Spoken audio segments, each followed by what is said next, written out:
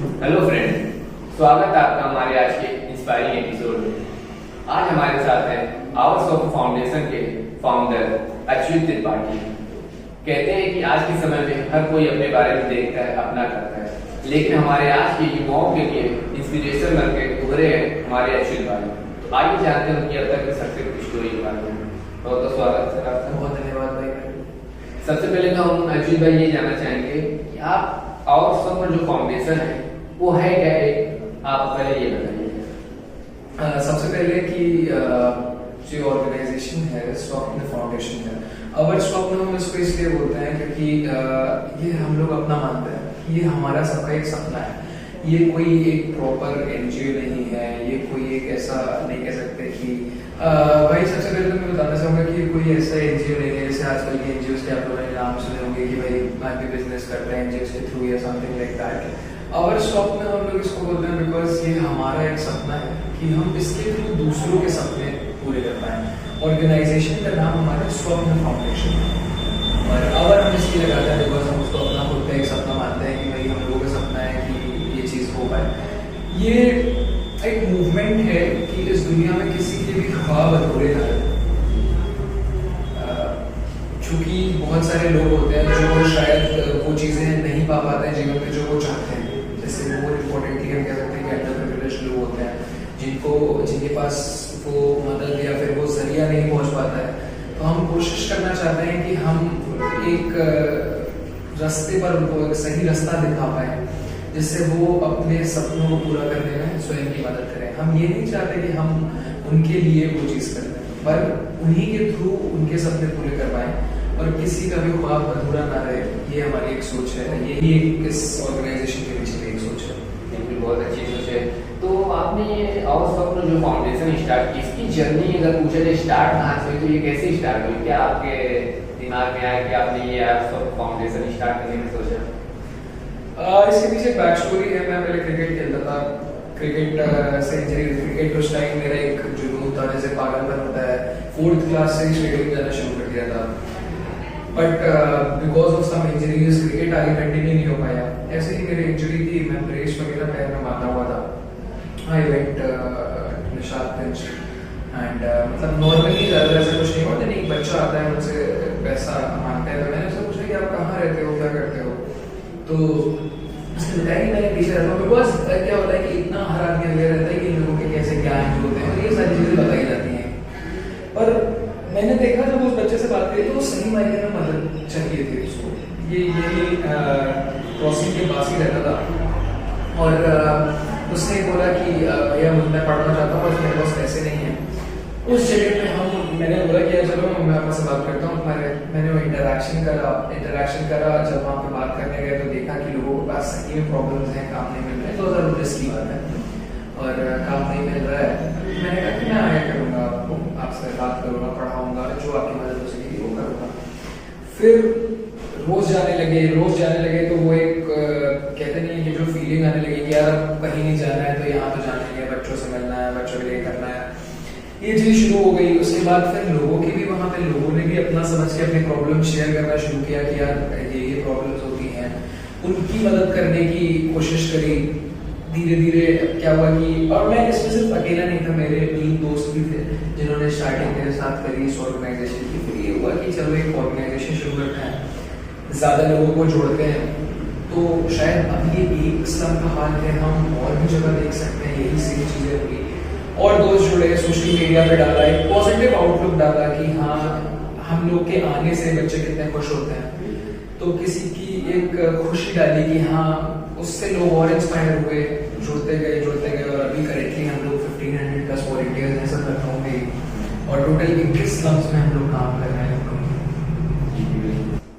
Next जो हम आपसे सर ये सवाल जानना चाहेंगे कि आप जो इंस्पिरेशन आप कहाँ से मिलती है ये सब करने के लिए, आप कहाँ से इतने मोटिवेटेड होते हैं सर? यार इंस्पिरेशन का कुछ नहीं है। जब आप बच्चों से बात करते हो या लोगों से ऑन फील्ड आप चेंज देखते हो ना, तो आपका मन होता है कि कल फिर इस चीज़ के लिए मैं जाऊँ। तो काम करना ही सबसे बड़ी इंस्पिरेशन है। जब आप काम करते हो तो आपकी आदत लग जाती है कि हाँ यार ये चीज़ करने से ये इफेक्ट आ रहा है और वही एक इंस्पिरेशन होती है। जैसे हम लोग नॉर्मल लाइफ में आप देखो कि कि यार आपने ये चीज़ इधर लगा के रखी तो ये चीज़ ज़्यादा अच्छी हो गई। तो जब वो चीज़ अच्छी हो रही है, वो देखने में आपका काम सही मायने में हो रहा है, उससे बड़ी इंस्पिरेशन कुछ नहीं हो सकती है, ना कोई इंसान और ना कोई और चीज़, बट एक फीलिंग जो आपको मिलती है, जो सेटिस्फैक्शन आपको मिलता है काम करने के बाद, वही कल की इंस्पिरेशन होती है। तो अगर फैमिली सपोर्ट की हम बात करें तो आपकी फैमिली कितना सपोर्टिव है इसके बारे में आपके लिए? यार बहुत सपोर्टिव है, मम्मी पापा ने ही साथ दिया, उन्होंने पुश करा कि आप एक ऑर्गेनाइजेशन स्टार्ट कर सकते हो। बहुत सारे रिलेटिव्स थे जिन्होंने कहा कि रिलेटिव्स थे, फ्रेंड्स थे जिन्होंने कहा कि यार पहले कुछ कर लो लाइफ में, फिर स्टार्ट करने की सोचना, बट ऑब्वियसली पेरेंट्स का सपोर्ट ना होता तो शायद यहाँ तक ये चीज़ें आ ही ना पाती। अभी करेक्टली 3 साल होने को है और लगातार मेहनत चल रही है ऑन ग्राउंड, पूरे दिन बाहर रहते हैं फिर भी डांटनी पड़ती है, बिकॉज वो भी एक समझ रहे हैं कि कोई चीज़ पॉजिटिव कर रहे हैं। हाँ, बिना बताए जाए कहीं तो बिल्कुल डांट पड़ती है, पर वो लोग समझते हैं कि उनका भरोसा है कि कुछ अच्छा ही कर रहा होगा, और इसके लिए बहुत शुक्रगुजार हूँ मैं उनका। इतने काफी समय से सर आपकी एनजीओ काम कर रही है, अगर हम ये जानना चाहें कि कोई ऐसा मोमेंट जो आपको काफी मोटिवेटेड लगा हो, जो आपको बहुत मेमोरेबल मोमेंट हो आपकी एनजीओ के साथ, कोई ऐसा शेयर करना चाहेंगे? बहुत सारे मोमेंट्स होते हैं ऐसे जब आप एकदम से मोटिवेट हो जाते हैं, जैसे किसी कह सकते हैं जब कोई ऐसा पब्लिक फिगर आपको अप्रोच करता है कि भाई हम लोग आना चाहते हैं आपकी ड्राइव में, हम देखना चाहते हैं, हम वो चीज़ एक्सपीरियंस करना चाहते हैं, तो बहुत अच्छा लगता है। एक बार एक आर्मी की कैप्टन, एक्स रिटायर्ड कैप्टन आए थे, क्लीन वाइफ थी, उन्होंने पार्ट लिया और उन्होंने बातचीत करी। एनुअल फंक्शन हुआ हमारे, हम लोगों ने पहली बार स्लम के बच्चों को एक स्टेज दिया चीज़ें परफॉर्म करने के लिए, तो लिटरली उनके मम्मी पापा रोने लगे थे वहाँ पे कि कभी शायद मुझे बच्चों को होटल्स में एंट्री नहीं मिलती, उन बच्चों को एक स्टेज मिला। वो चीज़ें देख के यही मेमोरेबल मोमेंट्स हैं कि जब आप छोटे बच्चों को पास जा रहे हो, वो आपको हाय भैया या फिर गुड मॉर्निंग भैया ऐसे करके ग्रीट कर रहे हैं, उसके बाद जब आप वापस जाते हो तो बोलते हैं कि थैंक यू सो मच और सारी चीज़ें, तो दिल से अच्छा लगता है, और यही एक मेमोरीज बनती है आगे चल के कि यार हाँ ऐसा हुआ, यही सारी चीज़ें हैं। और अगर हम बात करें तो सर की जो एनजीओ है सिर्फ लखनऊ ही नहीं अदर स्टेट में भी वर्क कर रही है। अगर हम एक चीज़ ये जानना चाहें कि और से हमारे ऑडियंस यूथ जो इसको देख रहे हैं, अगर वो आपके एनजीओ के साथ मिलकर कुछ करना चाहते हैं तो कैसे वो आपसे मिल सकते हैं? अभी हम लोग करेंटली लखनऊ, दिल्ली, बनारस और इलाहाबाद, आगरा और बैंगलोर और जयपुर, दैट मीन्स 8 सिटीज़ में हैं। और इन 8 सिटीज़ में अभी हम लोग एक्टिवली काम कर रहे हैं। 1-2 सिटीज़ ऐसी हैं जहाँ पे अभी स्टार्ट होने वाला है जल्दी, तो वहाँ पे कनेक्ट होने के लिए आप इंस्टाग्राम या फेसबुक के अवर्सवॉप के पेज पे जा सकते हैं, या फिर www.awarswap.org वेबसाइट है हमारी, उस पर जा सकते हैं और वहाँ पे एक फॉर्म है, फिल करिएगा। बहुत ज़्यादा 2 दिन के अंदर आपको एक रिस्पॉन्ड आ जाएगा टीम का कि आपको ग्रुप में ऐड करा जा रहा है। उसके बाद आप ड्राइव्स पे आ सकते हैं, आप भी वही एक्सपीरियंस ले सकते हैं जो पहले और जो बाकी वॉलंटियर्स ले रहे हैं। सर ये जानना चाहेंगे कि आप लोगों की हेल्प कर रहे हैं, मदद करते हैं, वैसे लोगों की, ऐसे बच्चों की जिनको सच में हेल्प की जरूरत है, तो ये सब करके क्या कैसा लगता है, फीलिंग क्या आती है आपको? यार वो वही मैंने जैसा बताया कि फीलिंग ऑब्वियसली बहुत अच्छी आती है जब आपको लगता है कि हाँ आप किसी लायक हो अपनी ज़िंदगी में कि आप किसी की मदद कर पा रहे हो। बिकॉज एक ऐसा फेज भी रहा है जब लग रहा था कि शायद कुछ नहीं हो रहा है, जब इंजरी हो गई तब ये लग रहा था कि कुछ नहीं हो रहा है, कुछ नहीं हो सकता, कोई फायदा नहीं है। बट जब आप एक किसी की लाइफ में इम्पोर्टेंट रोल प्ले कर पाते हो, जब आपको लगता है कि हाँ अगर आप नहीं हो तो इन लोगों का क्या होगा, तो वो फीलिंग तो एकदम अलग ही होती है। सेटिस्फैक्शन भी नहीं बोलेंगे, बट ऊपर वाले ने एक जरिया बना के भेजा है हमको किसी की मदद करने का, किसी की जिंदगी को बेहतर करने का, तो इससे अच्छी फीलिंग और क्या ही हो सकती है कि आपको चुना गया है किसी काम के लिए और आप सही में उस काम को करने में कई, ये तो नहीं कहूँगा कि पूरी तरीके से सक्सेसफुल हो रहे हैं, बट किसी हद तक सक्सेसफुल हो रहे हैं, बिकॉज अभी बहुत सारी चीज़ें चेंज करनी है, बहुत काम है आगे। तो काफी अच्छा वर्क कर रहे हैं हमारे अच्युत भाई। कहते हैं कि लखनऊ में अगर आपको कोई भी ऐसा वर्क करना चाह रहे हैं या आप किसी की हेल्प करना चाह रहे हैं, नहीं कर पा रहे हैं, तो आप आवर्सवॉप फाउंडेशन के पेज पे जाकर विजिट कर सकते हैं, वहाँ पे फॉर्म फिलअप कर सकते हैं, तो सर की टीम आपको कांटेक्ट करेगी। बाकी यूथ के लिए ये इंस्पिरेशन तो है ही, और हमने यहाँ तक कि ये भी देखा है कि सर को काफी अवार्ड गवर्नमेंट की ओर से मिला है, मतलब ये वर्क कर रहे हैं तो इनको और मोटिवेट कर रहे हैं, लोग आके इनको थैंक यू बोलते हैं, गवर्नमेंट मोटिवेट कर रही है, अवार्ड दे रही है। तो जब आपको हमने इसमें अवार्ड मिला था तो आपको कैसा फील हुआ ये सब करके?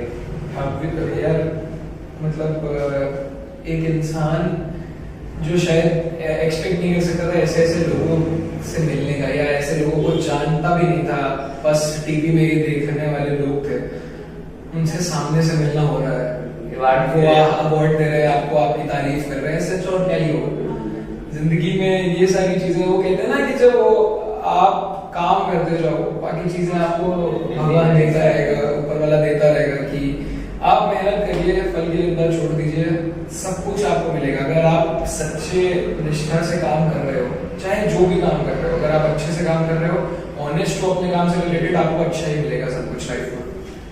सर आप तो इंस्पिरेशन है यूथ, इसमें कोई डाउट नहीं है। तो आप हमारे आज की जो यूथ देख रहे हैं उनको आप क्या इंस्पिरेशन या क्या दो वर्ड बोलना चाहेंगे कि वो अपने लाइफ में करें या फिर क्या? मैं अभी भी अपने आप को इंस्पिरेशन नहीं बोलना चाहूंगा यार, मैंने बहुत कुछ अभी सीखना है जिंदगी में, बहुत कुछ करना है अभी। जब खुद को लगने लगे ना आगे आप इंस्पायर कर सकते हो किसी को, तब कहेंगे कि हाँ मैं इंस्पिरेशन हूँ। बट फिर भी मैं अगर अपने एक्सपीरियंस से कुछ बताना चाहूँ तो बस मैं ये कहूँगा कि जिंदगी के हर एक्सपीरियंस लीजिए।